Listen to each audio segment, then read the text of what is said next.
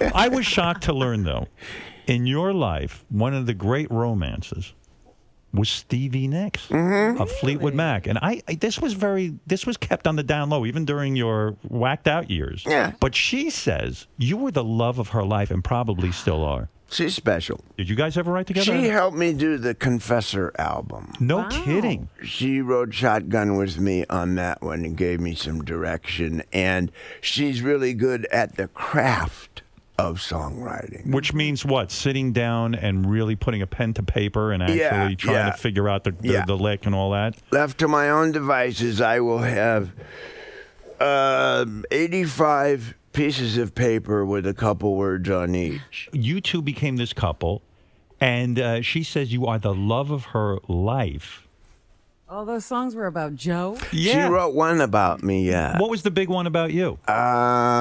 I'm trying to I'm embarrassed. I don't remember. Was it a Fleetwood Mac song, or was it from one of her solos? One of her solos. One of her solo albums? Yeah. Yeah. Stand Has anyone ever wrote a song for you? Hell no. I wish you No, would. that's how the song goes. Oh, shit. When are you going to write a song about me? Listen to this lyric. You know I'd rather be alone than be without you. Oh, don't you know that? She'd rather be alone than be without you. Were you in love with her?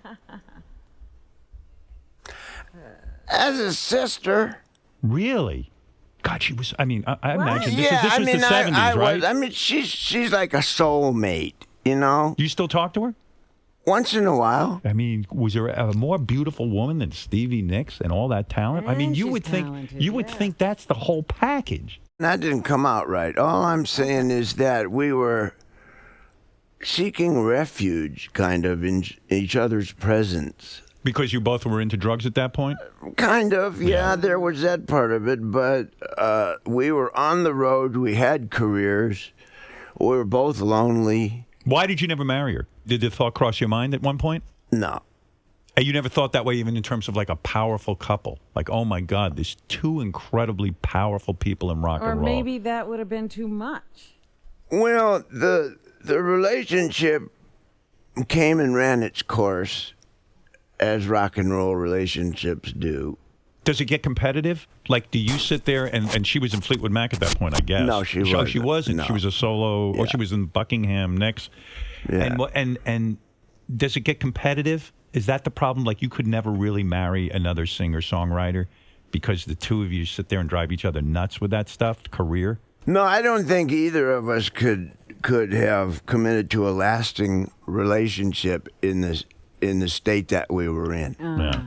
What made it possible was that we toured together.